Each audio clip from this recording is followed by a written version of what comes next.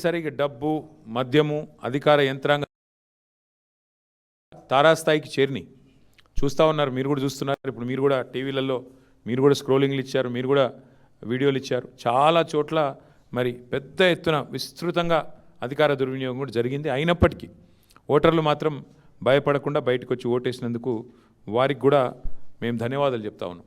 సరే, అక్రమాల ద్వారా ఇక మొదలుపెట్టినారు ఆల్రెడీ. బేరాలు, బేరసారాలు, ఎత్తుకుపోవడాలు, పోలీసులను పంపించి బెదిరించడాలు ఇవన్నీ మొదలైనవి ఆల్రెడీ రాష్ట్ర వ్యాప్తంగా.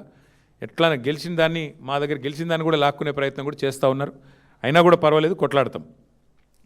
అయితే మాకు సంతోషకరమైన విషయం ఏమంటే సింగరేణిలో జరుగుతున్న బొగ్గు కుంభకోణం ఏదైతే ముఖ్యమంత్రి గారి బావమరిది కీలక పాత్రధారిగా, ముఖ్యమంత్రి బావమరిదే కింగ్ పిన్గా సింగరేణిలో ఏదైతే 6,000 కోట్ల కుంభకోణాలు చేసినారని మేము బయట పెట్టినామో, దాని తర్వాత మాతో పాటు CPI communist party of India కలిసి వచ్చి మాకు చెన్నూరు నియోజకవర్గంలో క్యాతన్పల్లి మున్సిపాలిటీలో మాతో పాటు కలిసి ప్రచారంలో పాల్గొనడమే కాకుండా సీతారాములు గారు ఈరోజు ఆ మున్సిపాలిటీ కూడా మేము గెలుచుకున్నాం.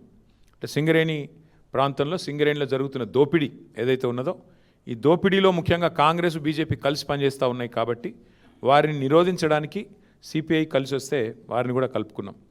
ఇక్కడికి వచ్చే ముందు మిత్రులు కొత్తగూడెం శాసనసభ్యులు రాష్ట్ర సిపిఐ సెక్రటరీ సాంబశివరావు గారితో కూడా నేను మాట్లాడాను. కొత్తగూడెంలో కూడా ఈరోజు హంగ్ వచ్చింది. అక్కడ కూడా సిపిఐకి 25 ఏదో వచ్చినట్టున్నాయి, మాకు 9దో 10దో వచ్చినట్టున్నాయి. కాబట్టి నేను వారికైతే ఓపెన్ ఆఫర్ ఇచ్చినాను. సింగరేణిలో జరుగుతున్న కుంభకోణాలు, సింగరేణిలో జరుగుతున్న దుర్మార్గాలు, అరాచకాలకు అడ్డుకట్ట వేయాలి అంటే డెఫినెట్గా మేము మీతో కలిసి వస్తాము. కాంగ్రెస్ బీజేపీని అడ్డుకోవాల్సిన అవసరం ఉంది. ఎందుకంటే ఈ రెండు చోట్ల కూడా అక్కడ 51% వాటా సింగరేణిలో రాష్ట్ర ప్రభుత్వానికి ఉంది, కాంగ్రెస్ ప్రభుత్వం ఇక్కడ ఉన్నది. 49% వాటా కేంద్ర ప్రభుత్వానికి ఉంది, బీజేపీకి అందులో భాగస్వామ్యం ఉంది. ఇన్ని అక్రమాలు జరుగుతున్నాయని చెప్పి మేము గొంతెత్తి ధర్నాలు చేసి క్షేత్రంలో ఘోషించి ప్రెస్ మీట్లు పెట్టి గవర్నర్ని కలిసి ఇంత హంగామా చేస్తే మరి ఇంతవరకు అటు కాంగ్రెస్ చప్పుడు చేయదు, ఇటు బీజేపీ చప్పుడు చేయదు.